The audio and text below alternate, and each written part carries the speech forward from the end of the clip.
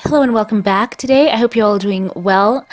And we have some news where we have learned that Meghan, the Duchess of Sussex, has contributed a recipe to the World Central Kitchen cookbook. So let's get into this. It says, this weekend, a longtime friend and partner of the Archwell Foundation, Chef Jose Andres, announced the upcoming release of the World Central Kitchen cookbook, Feeding Humanity, Feeding Hope. The cookbook is a captivating collection of stories and recipes from renowned chefs, local cooks, and friends of the global nonprofit which feeds communities impacted by natural disasters and humanitarian crises. All author proceeds will support WCK's emergency response efforts. And Meghan, the Duchess of Sussex, is proud to have contributed a recipe.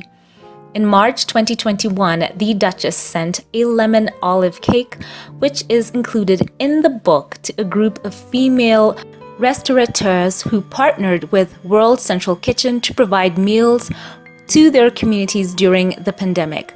Alongside the cake, she included a letter that read in part, quote, "Sometimes we overlook how much it matters to express thanks and show appreciation. Perhaps we realize now more than ever that fundamental human moments, like enjoying a meal together, fill us up with more than just food, even if that food is delicious. To that point, we hope you enjoy the offering we baked for you, a small token of thanks from our home to yours. Our hope with this effort is to show that when we all participate, even the smallest actions can have a ripple effect. Even individual actions can impact the whole of us," end quote. So I did cover that story. It was from March 2021, where Prince Harry and Meghan had initially announced at the tail end of the year before that they were teaming up with WCK to help in their efforts. So Meghan, the following year, had personally baked a cake for a World Central Kitchen outpost in Chicago. And it was Meghan honoring the women in Women's History Month. And Meghan baked them that dessert, and in a tweet shared the World Central Kitchen, they wrote this, quote, "In honor of #Women's History Month, WCK worked with Archwell, the non-profit created by the Duke and Duchess of Sussex, to provide meals and share a message of appreciation and support in Chicago. Dessert was a lemon olive oil cake baked by the Duchess with lemons from her own garden." So the women in that photo you can see there are volunteers that were working with World Central Kitchen. So you can see there in the photo the lemon olive oil cake baked by Meghan, and I'm sure the cake was super delicious. Back to the main story, it goes on to say, over the past few years, the Archwell Foundation has partnered closely with World Central Kitchen in a shared mission to create more compassionate, strong, and healthy communities. Most recently, the Archwell Foundation supported the development of 4 community relief centers across the globe and their meal distribution efforts in Ukraine. So here is more information on the book. On their page, wck.org/cookbook, they write and say, "A captivating collection of stories and recipes from renowned chefs, local cooks, friends of WCK and Jose. The World Central Kitchen Cookbook, Feeding Humanity, Feeding Hope, is a celebration of dignity and perseverance and about building longer tables, not higher walls." So they say in World Central Kitchen's first ever cookbook, we've gathered recipes inspired by the many places our relief team has cooked in following disasters and other crises around the world, as well as sharing inspiring narratives from the chefs, volunteers, and communities we've met along the way. Each chapter in Feeding Humanity, Feeding Hope reflects a World Central Kitchen value. Urgency, in quotes, focuses on food that can be eaten on the go, including Lamajun flatbread served after a devastating event rocked Beirut in 2020.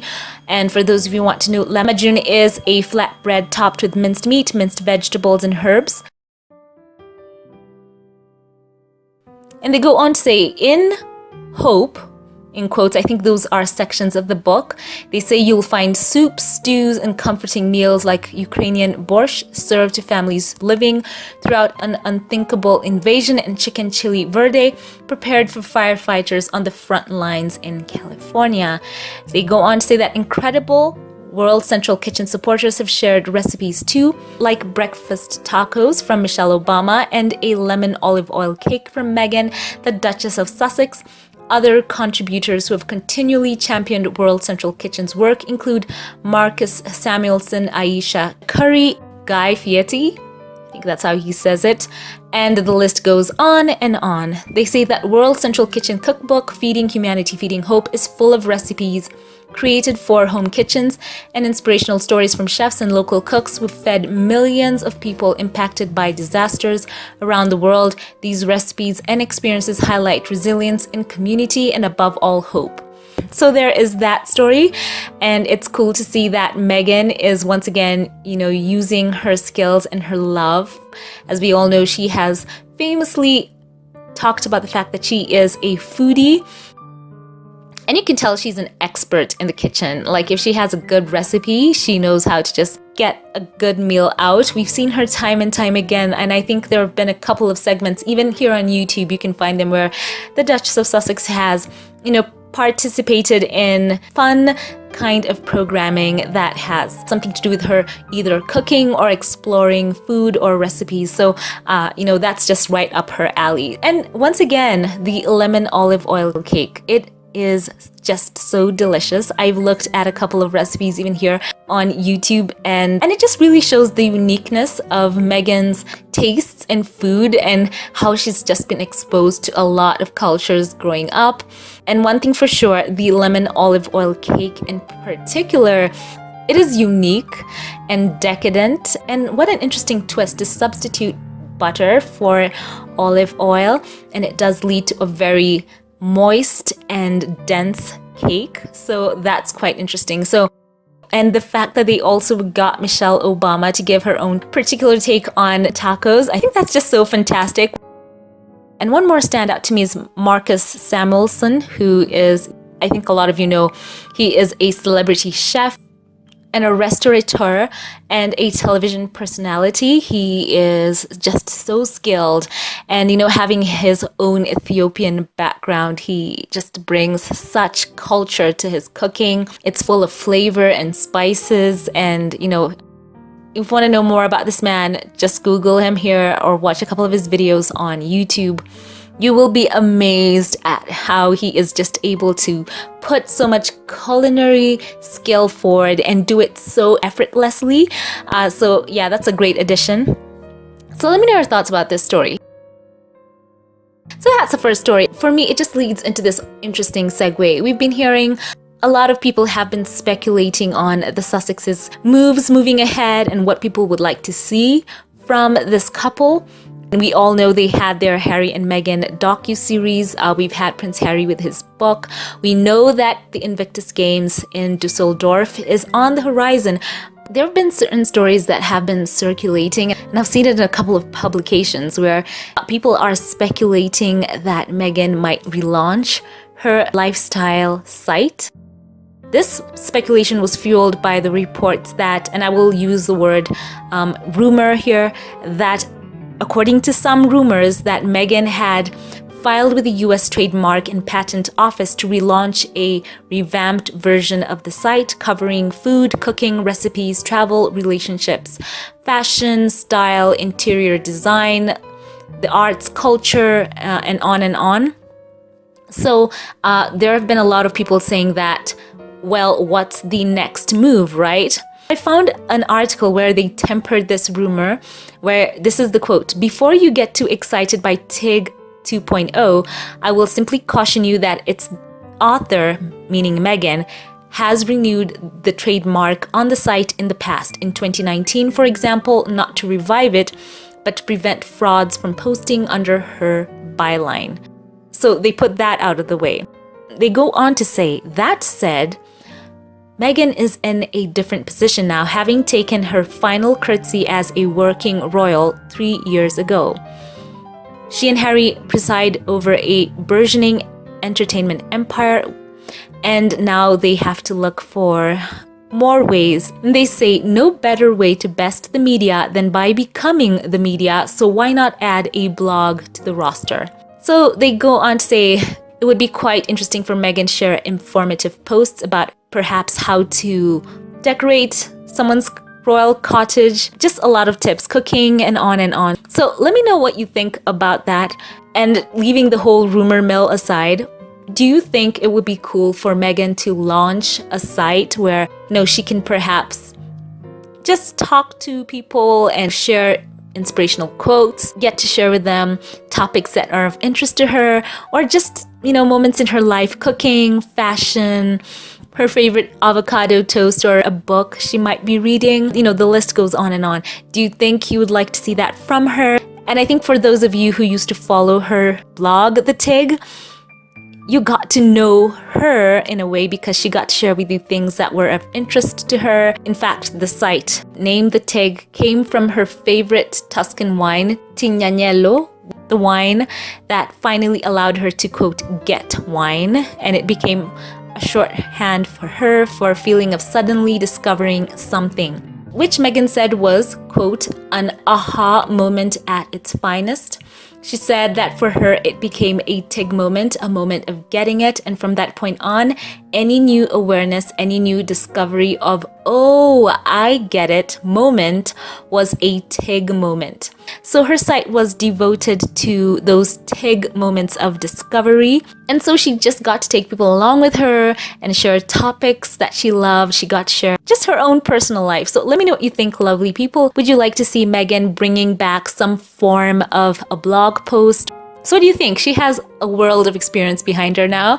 I think a lot of people would be very interested to know about her new fashion sense in the years since she closed her blog, or just basically her sharing a recipe. We all know that she loves to cook. And I think if Meghan would have gone on any other route, she would have loved to have an opportunity to share with people her passion for cooking. And I think that's something she would love to have a crack at. So let me know your thoughts. We know that lifestyle brands or blogs are very lucrative as well. Kate Hudson has been able to build a business portfolio encompassing fitness wear and supplements worth an estimate of $100 million. Jessica Biel also has built her $550 million wellness empire. Reese Witherspoon has also built wealth upwards of $400 million. That's just from lifestyle branding. So I think there is a future in that for Meghan if she ever wants to go to that, utilizing the platform that Meghan has. And I think a lot of people would be subscribed to hearing from her beauty and fashion tips and cooking, and things that are a genuine passion for her and wouldn't feel like the slog of it. So I think that there's a future for her in that. And there are a lot of things that the Sussexes can do, just as I'm on this whole topic. And we all know that Meghan is fantastic when it comes to style and fashion sense. We all know just the other day she walked out with this bag. It was a $6,400 Chanel bag. And she rocked it in such a chic style, and it sold out. And it's not the first time Meghan donning something has just made it totally sell out just like that. She has a very unique fashion sense, and I think people would love to know what her whole process is behind the scenes on choosing outfits. I think there's just such a whole avenue there. And so my question to you is it hard to imagine that if Meghan launched a lifestyle blog, and in that lifestyle site, she went out and had a campaign with a fashion brand where she once again not only did a capsule as she's done before, true to herself, having a more hands-on approach in the designs of what was coming out, I think it would do fantastically. And yeah, I'm just looking forward to seeing the Sussexes back online in a very different way, especially social media wise, where she can have a few more of these candid moments. And it was so refreshing to see them in their Harry and Meghan documentary and how they were able to have these very sweet and intimate moments. And I think that Meghan, being the person that she is, she would love to share a lot more just on the day-to-day being a mother. There's a whole avenue there. She can launch a baby line of clothes. She can launch as I said, a capsule collection with a brand, or even launching her own type of brand. As I'm saying before, thinking about all the other names that I've named off, having products that they themselves produce, I think that would be so fantastic. So let me know your thoughts about that in the comment section. So now on to my third story. We all know the coronation is coming up, a lot of hype concerning that. And a lot of interesting articles have been out in the press talking about how Harry and Meghan would get the quote cold shoulder by the royals if they would attend. That's according to New York Post. And it's quite interesting, this leaking or briefing. And I will say this, the one who said that they would be given a cold shoulder by many relatives, that was attributed to a quote royal source that said that to the Daily Mail. I mean, doesn't it ever get old? Harry has already told us how all this works. So, it's interesting. You can't extend an invitation to someone and have the same royal sources saying that that's the type of treatment that one might expect. So I think Harry and Meghan, as I've said before, I think it's pretty much settled that they will go to this event, though they have not yet disclosed whether they have said their yeses or nos. I think we can all see where the wind is blowing, so to speak. And for sure, I think a lot of us know that the Sussexes probably will not appear on the Buckingham Palace balcony. They didn't in the Jubilee. I don't think we should be expecting any kind of changes unless it's like super last minute and it's some kind of PR mover. You know, they're all told it's gonna look some type of way or whatever.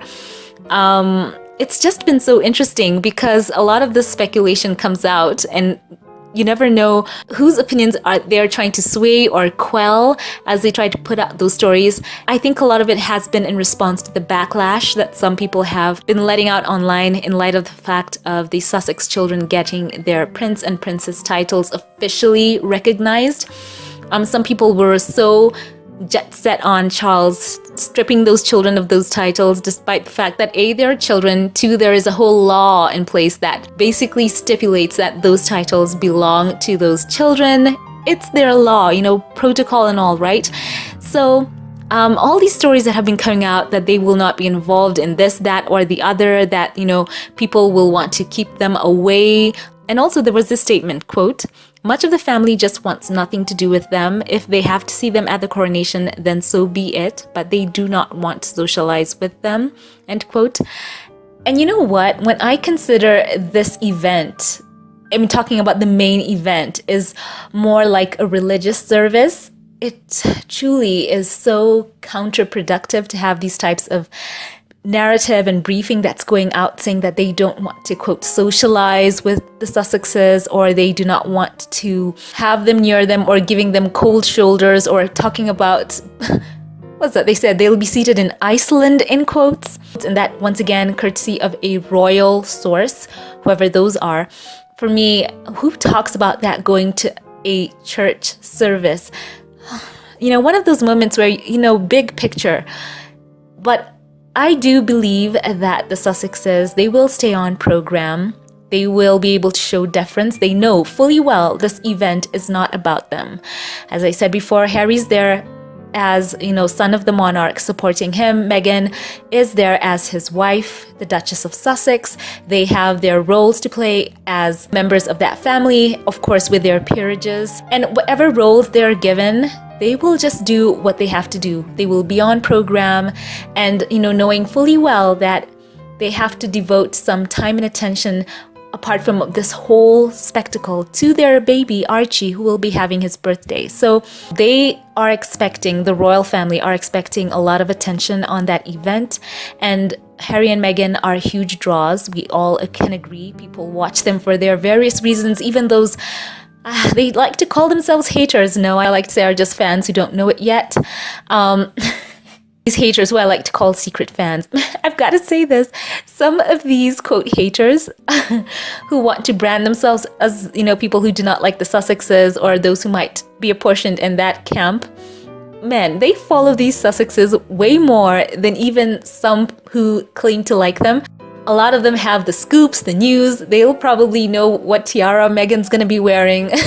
Just as an aside, I had to say that. They follow this couple. It's very strange. Very strange.